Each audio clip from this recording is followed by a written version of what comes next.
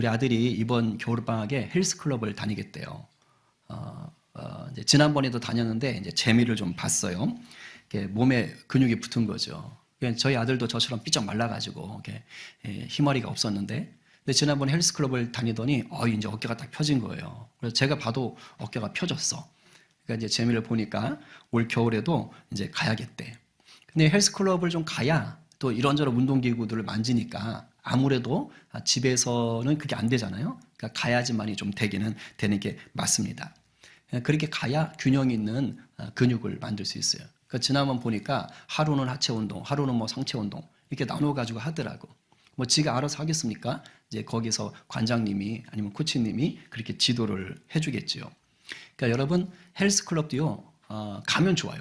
그러나 무작정 한다고 그게 덕이 되는 게 아닙니다. 그냥 막무가내식으로 내 마음에 끌리는 거 가지고 운동기구 가지고 하면 큰일 납니다. 근육이 붓고 안 붓고를 떠나서 다쳐요. 제가 옛날에 그랬거든요. 개뿔 아무것도 모르는데 가가지고 깜짝거리고 있다가 그래가지고 아이패드 새로 산 거 그 첫날 그냥 망가뜨리고 그리고 뭐 이렇게 막 근육통 오고 뼈 다치고 막 이런 것들이 있는 거예요. 그래서 그런데 가서 할수록 뭐 하는 걸 정확하게 알고 그리고 해야 되는 거예요. 괜히 유튜브 보고 어설픈 친구 말 듣고 그렇게 하다 보면은 오히려 문제가 일어나요. 그래서 코치나 관장한테 이건 이렇게 쓰십시오. 이건 이렇게 쓰십시오. 몇 번 이상 하지 마시고 무게는 이렇게 조심하시고 이제 이런 거를 듣는 거예요. 이제 그러면 비로소 뭘 알아요? 내가 잘못된 습관이 있었구나. 내가 야매로 어설프게 알고 있었구나. 라는 것을 깨닫죠. 이제 그 다음에 뭐 하는 거예요? 배운 대로 가르쳐 준 대로 그렇게 하는 거예요. 그렇게 하다 보면 어떻게 될까요? 때가 되면 반드시 몸에 건강도 오고 좋은 근육도 만드는 거예요. 몸이 좋아지는 거예요. 그러니까 잘 배워야 되고 배운 것을 잘 실천하면 그러면 효과가 정확하게 드러나는 거예요. 여러분 신앙생활이요 별게 없어요. 그냥 이 원리를 잘 따라가면 됩니다. 우리도 신앙생활 할 때 처음에는 아는 게 없어요. 그냥 다니는 거야. 친구 따라오든지 부모님 따라오든지 그리고 그냥 다니는 거예요. 다 어설프게 알아. 이제 그러면서 뭐 하는 겁니까? 신앙생활 하면서 자라가는 거죠. 배워가는 거죠. 근데 요때 잘 배우고 이것을 잘 실천하면 쑥쑥 자라는 거예요. 건강한 신앙이 되는 거예요.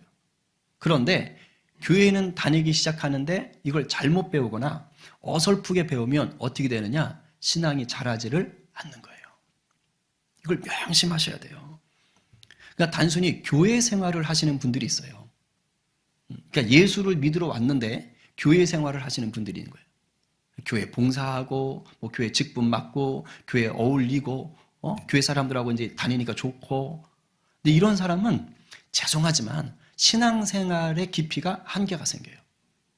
본질을 놓치고 있는 거예요. 어설프게 알고 있는 거예요. 야매로 알고 있는 거예요. 이건 종교 생활은 할 수 있어요. 그러나 바른 신앙을 할 수는 없어요. 우리가 신앙생활을 제대로 하기 위해서는 뭐가 필요하냐? 성경을 제대로 알아야 돼요. 성경 말씀에 붙들림 받아야 돼요. 그래서 여러분들이 올 한 해는 그 어느 때보다 말씀을 배우고 말씀을 익히고 말씀을 훈련하는 일에 더 집중하시기를 바랍니다. 그래서 제가 지금 이벤트 하자고 하는 거예요. 근데 대부분의 한국의 성도들이 정말 주일만 교회를 나오거든요. 뭐 삶의 자리가 빠듯하니까 뭐 그런다라고 뭐 말할 수 있겠죠. 어떻게 보면 사실 그것도 우선순위 문제일 수 있어요. 바빠도 운동할 건 다 하러 다니고 뭐 자기 취미생활 할 거 다 하거든요. 사실은 엄밀히 말하면 그런 게 많아. 그래서 정말 바쁘신 분들도 있지만 어찌 보면 내 삶의 우선순위를 어떻게 정하는가에 따라서 사실 예배도 달라질 수 있거든요. 제가 말씀드리고 싶은 건 뭐냐? 일주일에 태반이 한 번 교회 나오는데 그 한 번 나와서 설교 한 번 듣는 게 전부야. 그러니까 그게 말씀을 접하는 전부라고. 그러면 상식적으로 생각해 보자는 거죠. 우리가 하루에 핸드폰 보는 시간, 그 시간과 아니면 일주일에 딱 한 번 와서 예배 보는 시간, 그때 말씀 듣는 그 시간 한 번이면 뭐가 나를 주장하겠어요? 뭐가 나를 이끌어 가겠어요? 세상 것이 나를 이끄는 거예요. 일주일에 한 번 와서 설교 한 번 듣는다고 성경이 그게 막 물론 은혜는 있을 수 있겠죠. 그러나 어설프게 알기가 쉽다는 거예요. 적어도 성경은 기본적으로 한 번 통으로 내가 성경을 다 맛있게 보약 먹듯이 먹어야 되는 거예요. 그게 늘 훈련이 돼야 되는 거예요. 그게 진짜 승리하는 신앙생활이에요. 그런 은혜가 있어야 돼요. 그러니까 올해는 할 수 있다면 여러분들 내가 주일에만 예배 드렸다면 한번 우선순위를 조절해 보세요. 그래서 주중 예배도 드릴 수 있으면 한번 드려보시고 또 함성도 10명 신청했다 그러더라고. 내가 이번에 말씀 한번 도전하겠다. 또 신청하시고 오늘 로마서 그래 로마서 오늘 이제 설교 들으면 아실 테지만 로마서가 그렇게 중요해? 내가 그럼 한번 로마서랑 씨름해 보겠다. 도전도 해보시고 성경학교 개설하면 좀 힘들겠지만 그것도 도전해 보시고 왜? 주신 은혜가 있어요. 있습니다. 그러니까 우리가 말로만 하나님의 영광 위에 하나님의 능력 있는 삶을 위해 살아야지 라고 할 게 아니에요. 그러면 거기에 우선순위를 둬야 되잖아요. 근데 하나님의 말씀을 제껴놓고 그리고 나서 어떻게 하나님의 영광을 하나님의 능력을 우리가 누리겠습니까? 이게 말이 안 돼요. 상식적으로 말이 안 돼요. 그래서 올해는 여러분들이 차고 넘치는 은혜를 구하고 싶다면 여러분들이 말씀 앞에 차고 넘치도록 여러분의 삶을 드리시기 바랍니다. 그래야 은혜가 나타나는 것이에요. 그러니까 잘 배워야 돼요. 잘 배워야 돼요. 신약은 66권 모든 게 다 중요합니다. 구약 몇 권이죠? 39권. 신약은 39, 27권, 66권. 어느 것 하나 버릴 게 없어요. 다 중요해요. 허투루 된 게 없어요. 자, 그런데 일반적으로 신앙생활 하는데 이 성경은 굉장히 우리에게 뭔가 도움이 될 수는 있다. 다 중요하지만 그 중에서도 특별한 우리에게 지침이 될 수 있다. 조금 효과적이다. 라고 볼 수 있는 성경들은 있어요. 예를 들면 예수님의 생애, 예수님의 일대기를 보려면 욥기 보면 돼야 안 돼요. 창세기 읽으면 돼야 안 돼요. 신명기, 레위기 읽으면 돼야 안 돼요. 물론 예수님을 찾을 수는 있어요. 그러나 예수님의 생애, 예수님의 일대기는 그런데 보는 게 아니에요. 뭘 읽어야 되죠? 사복음서, 마태마가, 누가, 요한복음을 읽어야 돼요. 그러니까 이와 비슷한 게 있단 말이에요. 그러니까 성경에서 복음에 대해, 믿음에 대해, 죄라는 것에 대해 아주 잘 알려주는 성경이 있어요. 그래서 우리가 신앙생활을 한다고 할 때 바른 신앙생활을 위해서 어떤 성경이 좀 도움이 될까 할 때 그걸 선명하게 보여주는 게 뭐냐? 그게 로마서예요.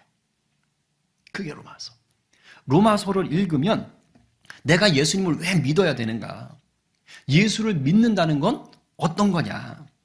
그럼 내가 예수를 믿으면 어떠한 유익이 있다는 것이냐? 그럼 내가 예수를 믿었다면 이제 어떻게 살아야 되는 거냐? 이거를요, 그냥 두루뭉술하게 아니면 삥삥 돌려서 얘기하질 않아요. 그냥 직접적으로 대놓고 딱 얘기해 줍니다. 너 잘못했다고 이렇게 얘기하는 거예요. 너 그렇게 살면 죽는다고 이렇게 얘기하는 거예요. 이렇게 살아란 말이야. 딱 얘기해 주는 거예요. 그래서 로마서는요, 강력한 게 있어요. 강력해요. 그래서 로마서를 읽다가 로마서를 묵상하다가 인생이 180도 바뀐 사람들이 수두룩빽빽합니다. 그리고 로마서로 인해서 인생이 바뀌니까 하나님께 붙들려 가지고 이 인류 역사 속에 정말 큰 획을 그었던 사람들이 한둘이 아니에요. 제가 한두 번 얘기했지만 성 어거스틴, 이 성자는 거룩한 세인트, 이게 나중에 붙은 거예요. 어거스틴이라는 사람이 있었어요. 이 사람이 원래 예수 믿는 아이로 크긴 컸어요. 엄마가 모니카인데 기도를 참 많이 하는 엄마예요. 그런데 그 엄마 때문에 복음을 들었어요. 그런데 청소년기, 청년기 때 좀 방황할 때 있잖아요. 이 어거스틴도 방황을 한 거예요. 근데 많이 방황을 했어요. 그래가지고 유학을 가가지고 그 부모 품을 떠나 유학을 가가지고 거기서 흥청망청 살기 시작하는 거예요. 아주 그냥 진탕 즐기는 거예요. 그러다가 이게 그냥 사생활을 낳아버리는 거예요. 그 정식 결혼도 안 하고 막 그런 식으로 살고 그랬단 말이죠. 근데 머리가 워낙 좋아. 그래 또 공부는 잘해가지고 교수로 하고 있네. 그러니까 교수는 하지만 삶은 어때요? 완전 진탕 같은 삶을 사는 거예요. 그리고 그런 게 즐겨. 그렇게 30대를 살고 있었어요. 그러다가 로마 밀라노의 당시 주교였던 암부시로스라는 사람을 만나게 됩니다. 그래서 그 사람을 만나가지고 인생의 변화를 겪게 되는 거예요. 야, 내가 이렇게 살면 안 될 것 같은데? 이건 뭔가 아닌 것 같은데? 이러고 있었어. 그런데 삶을 딱 바꾸지는 못하는 거예요. 우리도 그런 삶 있잖아요. 아, 이건 아닌데. 내가 이렇게 살면 안 되는데. 아, 이거 습관 끊어야 되는데. 그런데 못 끊는 분들이 많죠. 여기 많아요. 저부터 시작해서 다 그래. 대부분 그런 경우가 많아. 그러니까 이건 아닌 줄 알아. 근데 못 끊어. 결단을 못 해. 이러고 있었던 거예요. 그러니까 이 주교의 강의를 듣기 전까지는 지가 잘못 사는지도 몰랐던 거고, 강의를 듣고 나니까 아, 이건 아닌 것 같다. 이러고 있었던 것이죠. 그래가지고 너무 마음이 괴로운 거예요. 그래서 어느 날 친구 집에 갔는데 거기 정원이 있어. 거기 앉아가지고 막 우는 거예요. 내가 왜 이럴까? 내 인생이 왜 이럴까? 너무 한탄스러운 거예요. 그래가지고서는 슬퍼하고 있는데 저쪽에서 애기들 노랫소리가 들리는 거예요. 그래서 막 지들끼리 노는데 소꿉놀이 하면서 얘기를 해요. 톨레레게 톨레레게 톨레레게 톨레레게. 라틴어예요. 번역하면 집어서 읽어라, 집어서 읽어라, 집어서 읽어라, 이런 뜻입니다. 이거 애들이 그 어거스틴 들으라고 한 얘기 아니에요. 그냥 지들끼리 노는 거예요. 우리 식으로 말하면 두꺼봐 두꺼봐 헌집 줄게 새집 다오, 헌집 줄게 새집 다오. 근데 그날따라 이 말이요, 애들이 노랫소리가 이 어거스틴한테 뭘로 들렸어요? 주님의 음성으로 들린 거예요. 우리 주님 이렇게 일하실 수 있는 분입니다. 그렇죠? 그러니까 두꺼봐 두꺼봐 누가 말아? 헌집 줄게 새집 다오. 아, 주님이 나에게 새집을 주시려나 보다. 그런 은혜가 임할 수도 있는 거야. 그래서 어거스틴이 뭘 집어 읽어야 되지? 딱 봤더니 마침 친구 성경책이 있었던 거예요. 그래서 친구 성경책을 딱 들어서 딱 펼쳤잖아요. 그런데 그게 하나님 일하신 거예요. 성경을 딱 펼쳐서 읽은 그 구절이 이 어거스틴을 뒤집어 놨어요. 완전히 변화시켰어요. 그게 바로 로마서의 이 구절이에요. 같이 읽어봐요. 시작.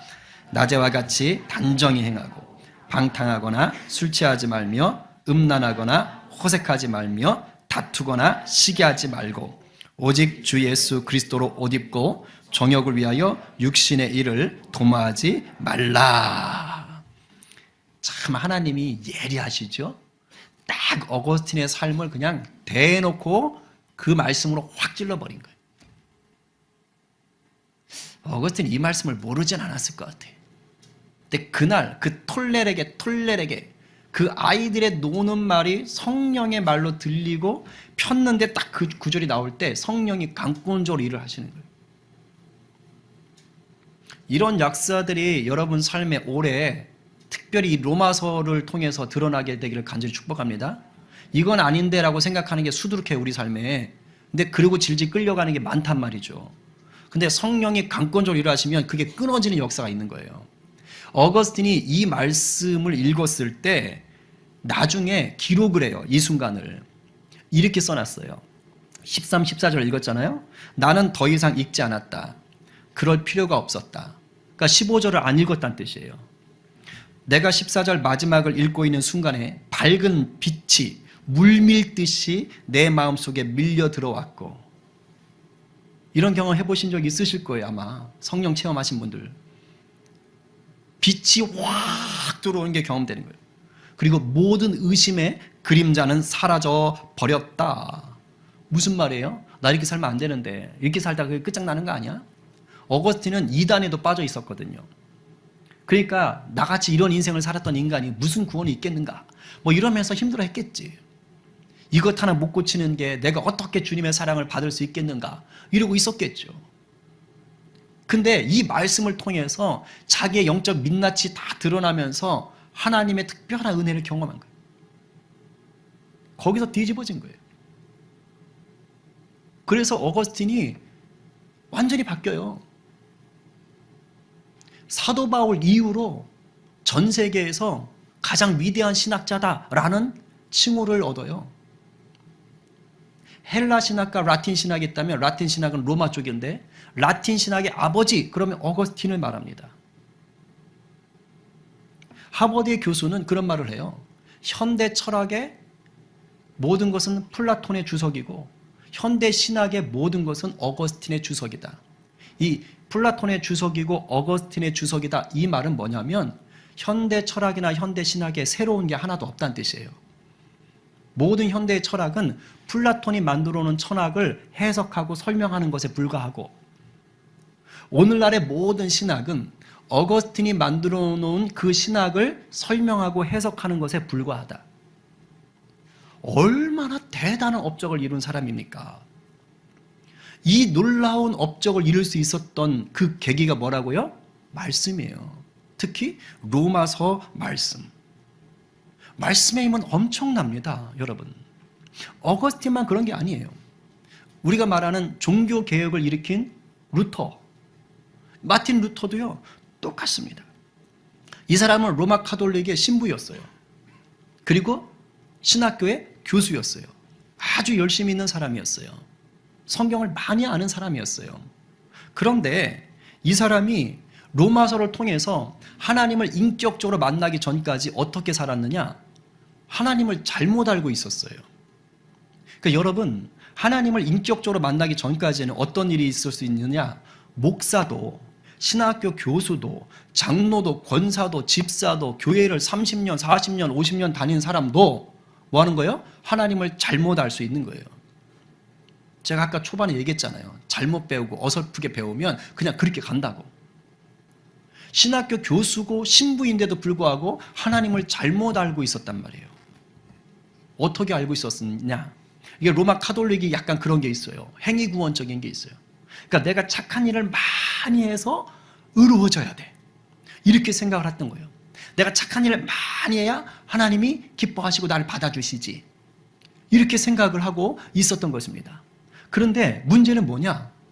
마틴 루터가 굉장히 노력을 많이 했어요. 근데 마음에 평강이 없는 거예요.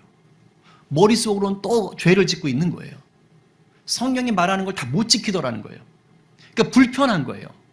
그래서 늘 죄책감이 있고 양심의 고통이 있고, 하나님이 나를 벌하시면 어떡하지? 하나님 나를 벌하시면 어떡하지? 하나님이 늘 두려웠던 거예요. 이렇게 살고 있었던 거예요. 그러다가 로마서를 학교에서 강의를 해야 됐어요. 신학교에서.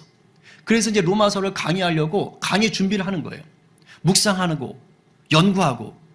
그러다가 1장 17절 로마서 말씀을 대하는데 그때 빛이 임합니다. 이 말씀이에요. 같이 읽어봅니다. 시작.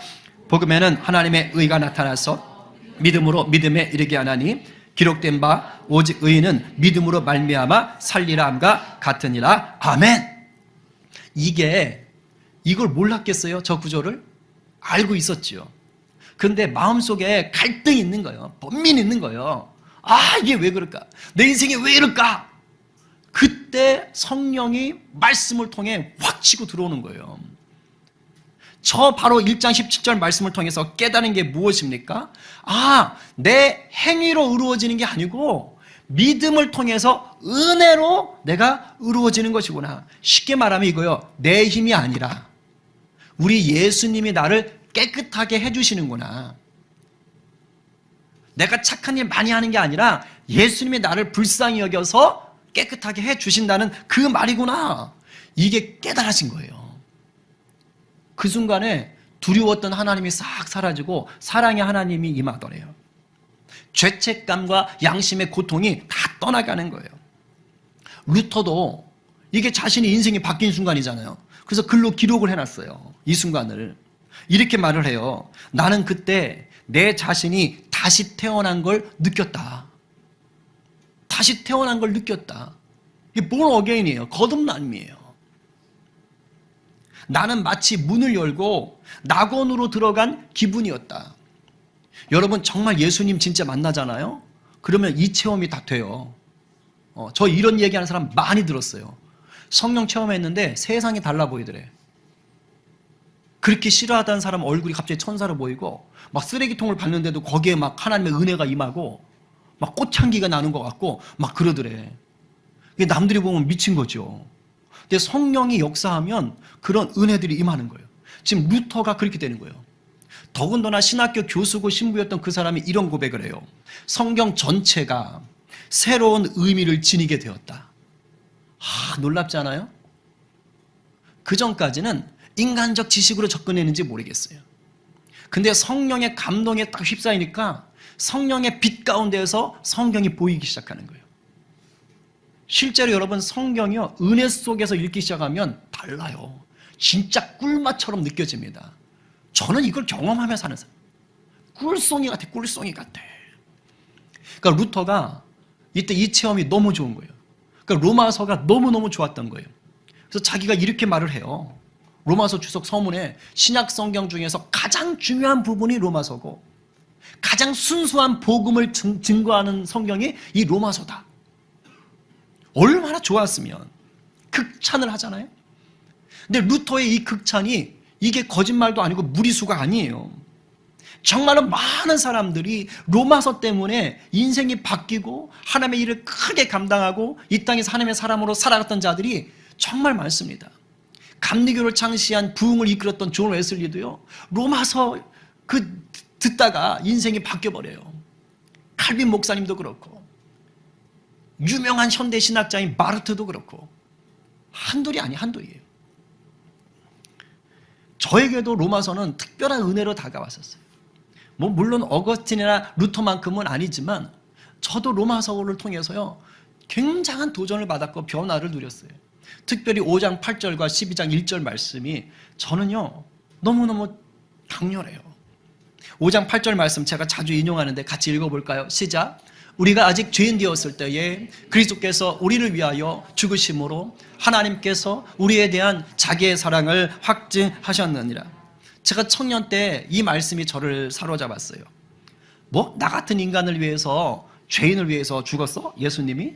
근데 그게 사랑이라고?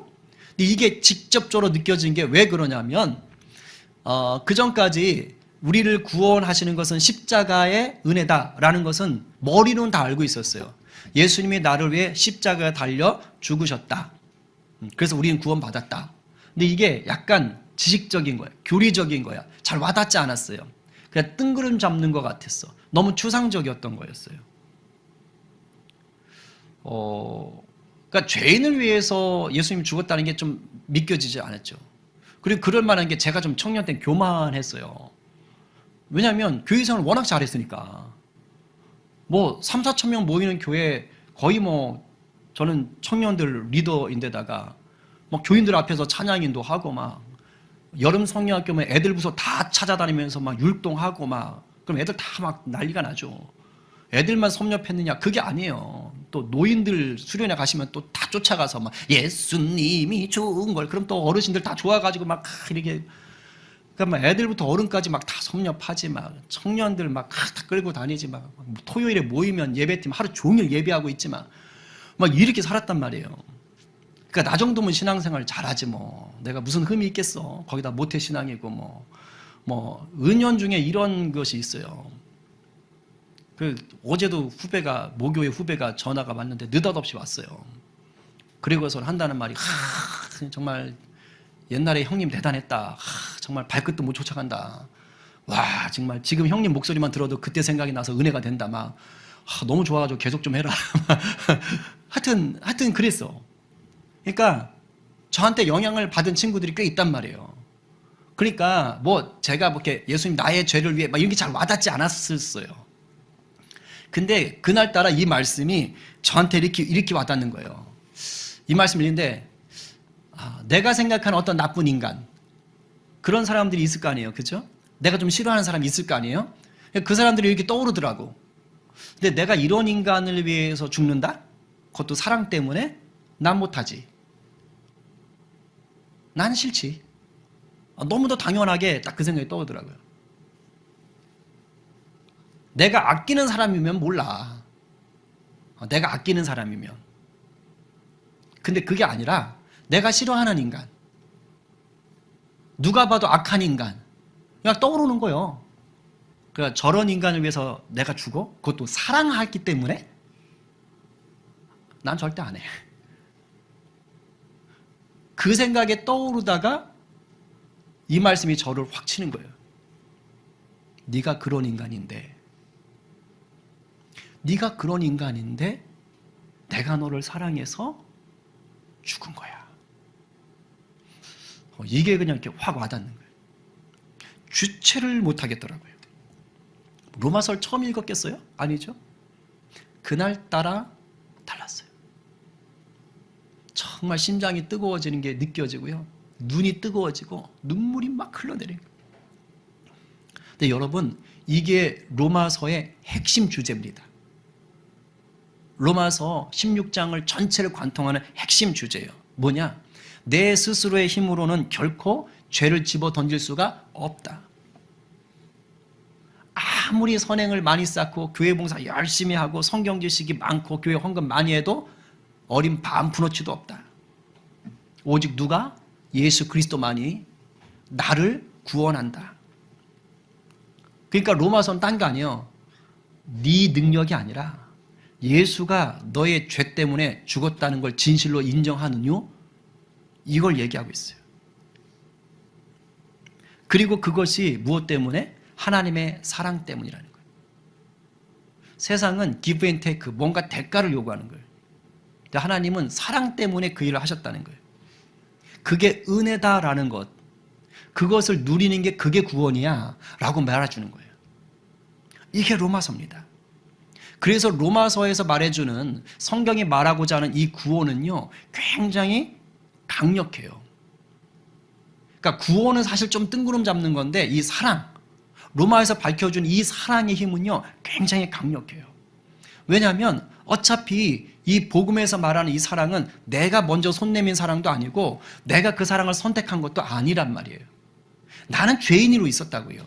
나는 아주 버려질 인간이라고요. 나는 영원히 죽을 수밖에 없었던 인간이라고요. 근데 그런 나를 누가? 하나님이 먼저 사랑해 주신 거예요. 먼저 손 내밀어 붙잡아 주신 거예요. 그러니까 이 사랑에 대해서, 이 구원에 대해서 나는 단 한 오리만큼도 내가 지분이 없어요. 선택권이 없어요. 그래서 어떤 일이 벌어지느냐? 우리가 신앙생활을 하다 보면 하나님께 실망할 때가 있어요. 왜 이런 일이 일어나야 됩니까? 대체 왜? 그래서 하나님이 싫어지는 거예요. 하나님이 원망스러워서 등 돌릴 때가 있어요. 하나님이 갑자기 미워지고 이제 손절, 나 이제 떠날래, 끝! 할 때가 있어요. 근데 어차피 내가 선택한 구원도 아니고 내가 먼저 손 내민 사랑이 아니잖아요. 하나님이 먼저 찾아오신 사랑이잖아요. 그래서 내가 설령 그럴지라도 하나님이 나를 안 버려요. 제가 늘 얘기하죠. 이 상태라고. 이 상태가 아니에요. 하나님과 내가 이렇게 잡고 있으면 내가 손을 놔버리면 떨어지는 거예요. 근데 지금 하나님과 우리의 관계가 이 상태예요. 내가 살다 보면 너무 낙심하고 힘들고 지치고 세상 것 좋아하다가 하나님에게서 원망하거나 하나님이 별 볼일 없어 보여서 손을 놓는 경우가 있어요. 근데 하나님은 먼저 나를 붙잡아 주셨기 때문에 이 손을 안 놔요. 영원까지 안 놔요. 나 혼자 논 줄 알고 그렇게 살 뿐이야. 하나님이 끝까지 붙잡고 기다려 주시는 거예요. 이게 로마서에서 알려주는 그 복음 안에 드러난 하나님의 사랑이에요. 그게 8장에 나와요. 후반부에. 8장 39절 한번 읽어봐요. 시작. 높음이나 기쁨이나 다른 어떤 피조물이라도 우리를 우리 주 그리스도 예수 안에 있는 하나님의 사랑에서 끊을 수 없으리라. 심지어 사망조차도 우리 하나님의 사랑에서 끊을 수가 없다는 거예요. 이게 복음이라는 거예요. 그래서 예수를 죽였다는 거예요. 이 사랑을 하려고. 이것을 조금 어려운 말로 한자어로 이신칭의라 그래요. 이신칭의. 의로우신 하나님이 예수님을 믿는 우리 믿음을 보시고 의롭다라고 인정해서 사랑해 주신다는 뜻이에요. 내가 그럴 그릇이 안 되는데, 어차피 내 행위로는 안 되는데 그냥 내가 믿는 그 믿음을 보시고. 굉장히 중요한 거예요. 이게 이 전체를 관통하는 거예요. 이 믿음에 사로잡혀서 이 감당하기 어려운 사랑을 여러분들 이 한 해 더 깊이 누리게 되길 간절히 축복합니다. 그리고 저를 사로잡았던 또 하나의 말씀 12장 1절 같이 읽어봐요. 시작. 그러므로 형제들아 내가 하나님의 모든 자비하심으로 너희를 권하노니 너희 몸을 하나님이 기뻐하시는 거룩한 산 제물로 드리라. 이는 너희가 드릴 영적 예배니라. 아멘. 이것도 청년 때 저를 완전히 흔들어 놓고 삶을 새롭게 보게 만든 말씀이에요. 제가 이 말씀을 깨닫기 전까지는요, 예배는 뭐냐? 소위 예배라는 이름이 붙은 것만 예배예요. 주일 예배, 수요 예배, 새벽 예배, 금요 예배, 가정 예배, 예배라는 말이 붙어 있는 것만 예배입니다.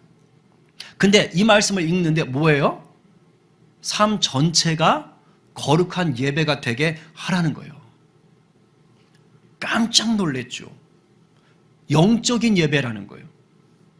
여러분, 여기서 영적인 예배라는 것은 무슨 말이냐? 뭔가 신비롭고 뭔가 현실 세계가 아닌 것 같은 그러한 꿈에나 나타나 보일 것 같은 그런 예배가 아니에요.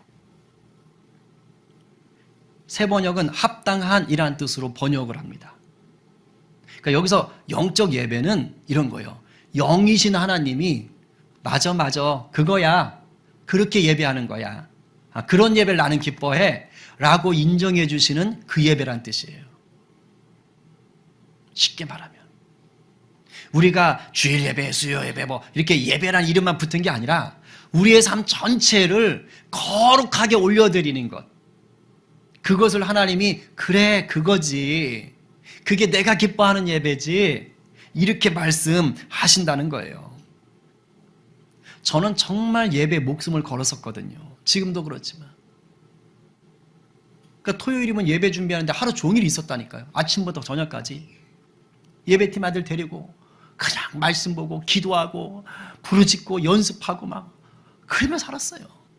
주일 예배 다 끝나고 그냥 가면 또 청년들 모아가지고 또 기도해야 하고 막 그러며 살았어요. 예배. 그랬던 저에게 이 말씀은요, 완전히 저를 확 깨게 만들었어요. 내가 교회 안에서만 이게 아니구나. 내 삶이 예배가 되어야 되는 거구나. 그냥 교회에서 은혜 받았다고 그냥 찔끔 한번 눈물 흘리고 그냥 가슴 뜨거워졌다고 이게 전부가 아니구나. 진짜 하나님이 기뻐하시는 예배는 내 삶으로 드려야 되는 거구나. 내 삶이 달라야 되는 거구나. 내 삶이 거룩해야 되는 거구나. 충격이었어요. 그래서 실제로 그날 이후로 예배에 대한 패러다임이 바뀌었어요. 그래서 제가 예배학교 때 교육할 때 반드시 이 구조를 얘기하는 이유가 있어요. 삶에 대해서 다르게 접근하기 시작합니다. 여러분 삶의 자리가 예배 초소인 것을 잊으시면 안 돼요. 이게 로마서의 두 번째 주제입니다. 이게 두 번째 주제예요. 뭐냐? 구원받은 자답게 살아라. 구원받은 자답게 살아라. 이 말이요, 달리 말하면 우리가 거룩을 조금 오해하는데 로마서에서 얘기하는 맥락으로 얘기하면 이런 거예요. 우리가 아직 죄인 되었을 때에 하나님이 우리를 위해서 죽으시는 그 사랑을 보여주셨잖아요.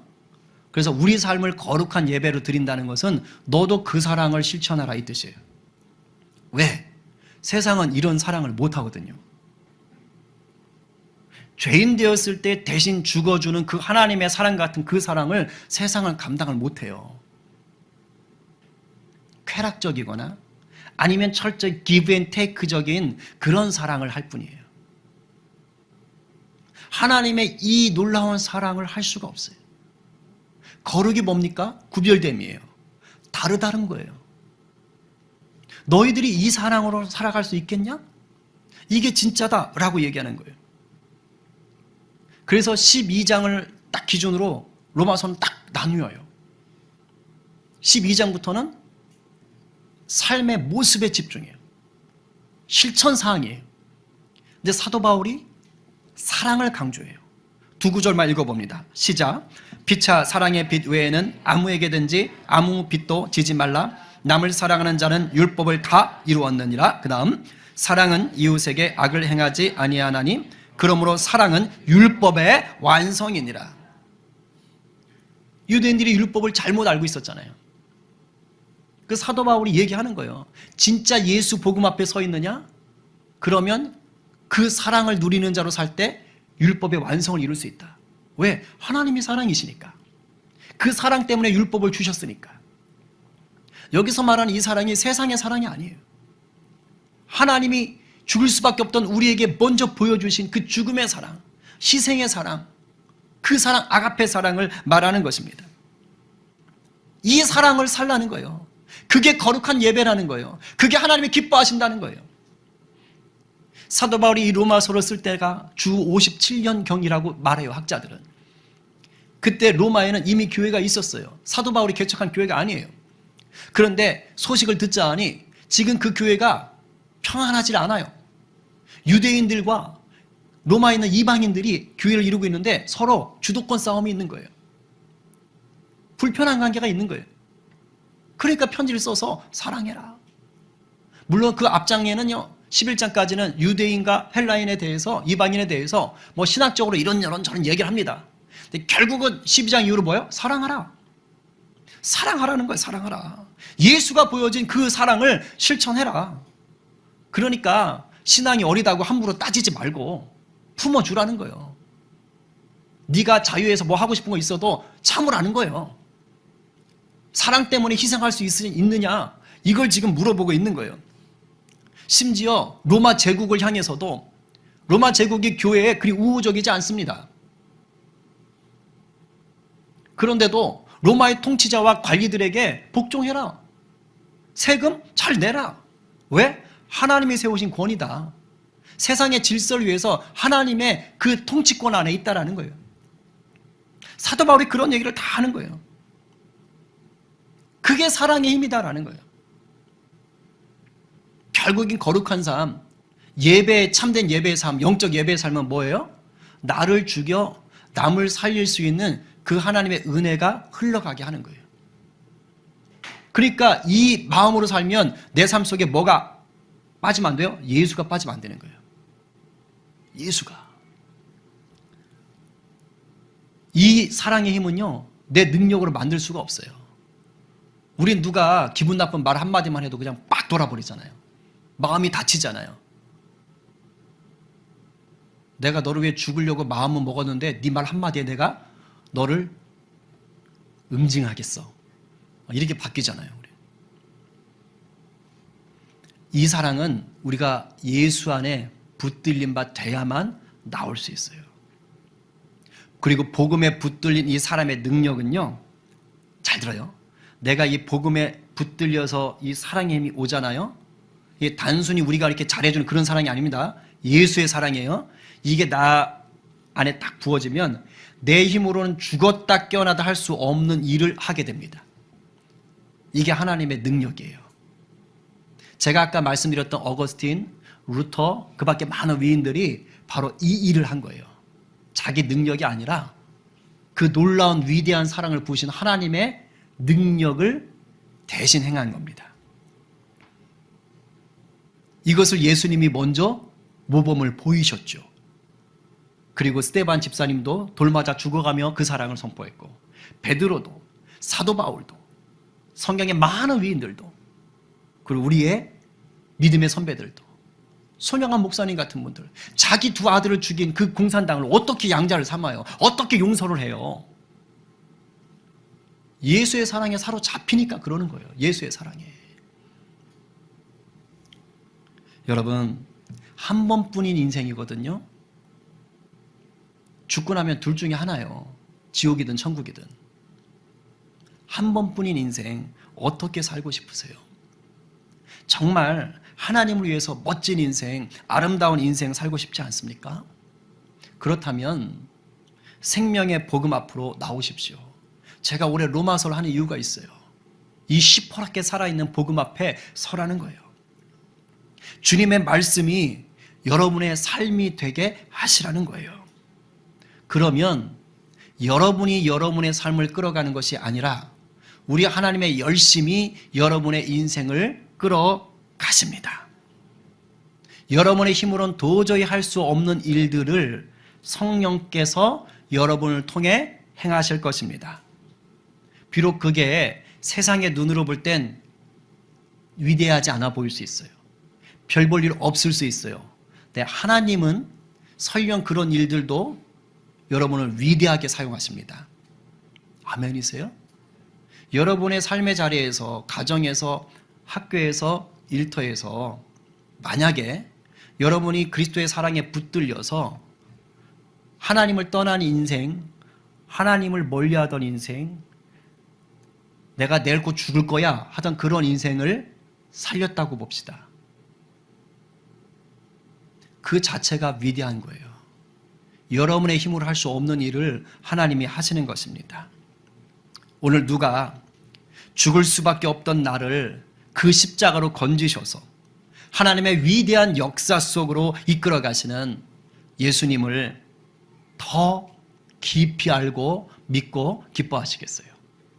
오늘 누가 여러분의 삶 전체를 하나님이 기뻐하시는 예배로 드려서 여러분의 삶의 자리에 사랑의 열매가 차고 넘치게 하시겠어요? 오늘 이 말씀에 아멘입니다 라고 고백하며 이 일을 능히 이루어 가실 우리 주님 말씀에 순종하기로 결단하는 저와 여러분 모두가 되기를 간절히 축원합니다. 아멘입니다.